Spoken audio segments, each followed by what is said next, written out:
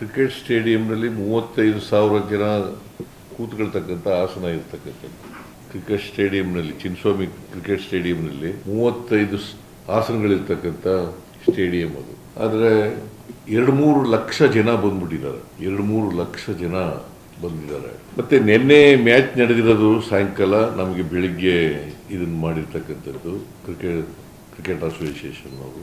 ಹಾಗಾಗಿ ಯಾರು ಕೂಡ ನಿರೀಕ್ಷೆ ಮಾಡಿರಲಿಲ್ಲ, ಇಷ್ಟು ಜನ ಬರ್ತಾರೆ ಅಂತ ನಿರೀಕ್ಷೆ ಮಾಡಿರಲಿಲ್ಲ. ಸ್ಟೇಡಿಯಂನಲ್ಲಿ ಎಷ್ಟು ಕೆಪಾಸಿಟಿ ಇದೆ ಅಷ್ಟು ಜನ ಬರ್ಬೋದು, ಅದಕ್ಕಿಂತ ಸ್ವಲ್ಪ ಜಾಸ್ತಿ ಜನ ಬರ್ಬೋದು ಅಂತ ನಿರೀಕ್ಷೆ ಇತ್ತು. ನಾನು ಸತ್ತ ಕುಟುಂಬದ ವಾರಸುದಾರರಿಗೆ, ಯಾಕಂದರೆ ವಿಶೇಷವಾಗಿ ಹೆಚ್ಚು ಜನ ಸತ್ತಿರೋರು ಎಲ್ಲ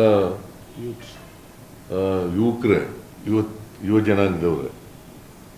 ಹೆಣ್ಮಕ್ಳು ಗಂಡು ಮಕ್ಕಳು ಎಲ್ಲ ಸತ್ತಿದ್ದಾರೆ. ಹೆಣ್ಮಕ್ಳು ಸತ್ತಿದ್ದಾರೆ, ಗಂಡು ಮಕ್ಕಳು ಸತ್ತಿದ್ದಾರೆ. ಅವರ ಕುಟುಂಬದ ವಾರಸುದಾರರಿಗೆ ಸರ್ಕಾರ 10 ಲಕ್ಷ ರೂಪಾಯಿಗಳನ್ನು ಪರಿಹಾರವಾಗಿ ಕೊಡ್ತೀವಿ. ಸುಮಾರು 11 ಜನ ಸತ್ತಿದ್ದಾರೆ. 11 ಜನರಿಗೂ 10 ಲಕ್ಷ ರೂಪಾಯಿಗಳನ್ನು ಪರಿಹಾರವಾಗಿ ಕೊಡ್ತೇವೆ. ಮತ್ತು ಯಾರು ಗಾಯಗೊಂಡಿದ್ದಾರೆ ಅವ್ರಿಗೆಲ್ಲರಿಗೂ ಕೂಡ ಉಚಿತವಾಗಿ ಚಿಕಿತ್ಸೆ ಕೊಡ್ತಕ್ಕಂಥದ್ದನ್ನು ನಾನು ಈಗಾಗಲೇ ಸೂಚನೆ ಕೊಟ್ಟಿದ್ದೀನಿ. ಖಾಸಗಿ ಆಸ್ಪತ್ರೆಯಲ್ಲಿ ಯಾರ್ಯಾರು ಚಿಕಿತ್ಸೆ ಪಡ್ಕೊಂಡಿದ್ದಾರೆ ಅವ್ರಿಗೂ ಕೂಡ ಚಿಕಿತ್ಸೆ ಖರ್ಚನ್ನು ಸರ್ಕಾರನೇ ಭರಿಸ್ತದೆ. ಸರ್ಕಾರಿ ಆಸ್ಪತ್ರೆಗಳಲ್ಲಿ ಅಫ್ಕೋರ್ಸ್ ಬೌರಿಂಗ್ ಹಾಸ್ಪಿಟ್ಲಲ್ಲಿ ಫ್ರೀಯಾಗಿ ಎಲ್ಲರಿಗೂ ಉಚಿತವಾದಂಥ ಚಿಕಿತ್ಸೆ ಕೊಡ್ತೀವಿ. ಎಲ್ಲ ಗಾಯಾಳುಗಳಿಗೆ 33 ಜನ, ನನಗೀಗ ಅಂಕಿಅಂಶಗಳ ಪ್ರಕಾರ 33 ಜನ, 11 ಜನ ಸತ್ತಿದ್ದಾರೆ. ಬಟ್ ಈ 33 ಜನರು ಕೂಡ ಅದೃಷ್ಟವಶಾತ್ 47 ಇಂಜೂರ್ಡ್, 47 ಮೈನರ್ ಆಗಿ ಹೋಗ್ಬಿಟ್ಟಿದ್ದಾರೆ. ಅವರು ಔಟ್ ಪೇಷಂಟ್ ಆಗಿ ಹೋಗ್ಬಿಟ್ಟಿದ್ದಾರೆ. ಟೋಟಲ್ 47. ಕೆಲವರು ಔಟ್ ಪೇಷಂಟ್ ಆಗಿ ಹೊರಟೋಗಿದ್ದಾರೆ, ಚಿಕಿತ್ಸೆ ಪಡ್ಕೊಂಡು ಹೊರಟೋಗಿದ್ದಾರೆ. ಅವರು ಸೇರಿಸಿದ್ರೆ 47 ಜನ.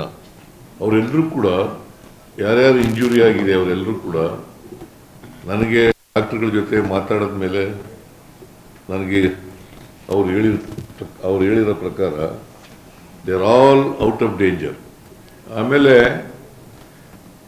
ಅವ್ರಿಗೆ ಬೇರೆ ರೀತಿ ಎಲ್ಲ ಟ್ರಾನ್ಸ್ಪೋರ್ಟೇಷನ್ನು ಮತ್ತು ಊಟದ ವ್ಯವಸ್ಥೆ ಎಲ್ಲನೂ ಕೂಡ ಸರ್ಕಾರನೇ ಮಾಡಿಕೊಡ್ತದೆ. ಇದು ಒಂದು ಅನಿರೀಕ್ಷಿತ ದುರಂತ. ಯಾರು ಈ ಕಾಲ್ತುಳಿತದಲ್ಲಿ ಪ್ರಾಣ ಕಳ್ಕೊಂಡಿದ್ದಾರೆ ಅವರ ಆತ್ಮಕ್ಕೆ ಶಾಂತಿ ಸಿಗಲಿ ಅಂತೇಳಿ ಸರ್ಕಾರ ಪ್ರಾರ್ಥನೆ ಮಾಡ್ತದೆ. ಅವರ ಕುಟುಂಬ ವರ್ಗದವರಿಗೆ ಬಹಳ ಜನ ಯುವಕ ಯುವತಿಯರು, ಕೆಲವರು ವಿದ್ಯಾರ್ಥಿಗಳು ಕೂಡ ಇದ್ದಾರೆ. ವಾರಸುದಾರರಿಗೆ, ಅವರ ಪೋಷಕರಿಗೆ ಅವರ ಸಾವಿನ ದುಃಖವನ್ನು ಭರಿಸ್ತಕ್ಕಂಥ ಶಕ್ತಿ ಕೊಡಲಿ ಅಂತೇಳಿ ದೇವರಲ್ಲಿ ಪ್ರಾರ್ಥನೆ ಮಾಡ್ತೇನೆ. ಜೊತೆಗೆ ಒಂದು ಮ್ಯಾಜಿಸ್ಟ್ರಿಯಲ್ ಎಂಕ್ವೈರಿನೂ ಕೂಡ ಆರ್ಡರ್ ಮಾಡಿದ್ದೀನಿ. ಜಿಲ್ಲಾಧಿಕಾರಿಯಿಂದ ವಿಚಾರಣೆ ಮಾಡಿಸ್ತೀನಿ. ವಿಚಾರಣೆ ಮಾಡಿಸಿ ಯಾರು ತಪ್ಪಿತಸ್ಥರಿದ್ದಾರೆ ಅವ್ರ ಮೇಲೆ ಕ್ರಮ ತಗೋತೀವಿ. ನಾನು ಯಾಕೆ ಹೇಳ್ತಾ ಇದ್ದೀನಿ ಅಂದರೆ, ಇದು ಒಂದು ಅನಿರೀಕ್ಷಿತವಾದಂಥ ಬೆಳವಣಿಗೆ. ಯಾರು ಕೂಡ ಇಷ್ಟೊಂದು ಜನ ಬರ್ತಾರೆ ಅಂತ ನಿರೀಕ್ಷೆ ಮಾಡಿರಲಿಲ್ಲ.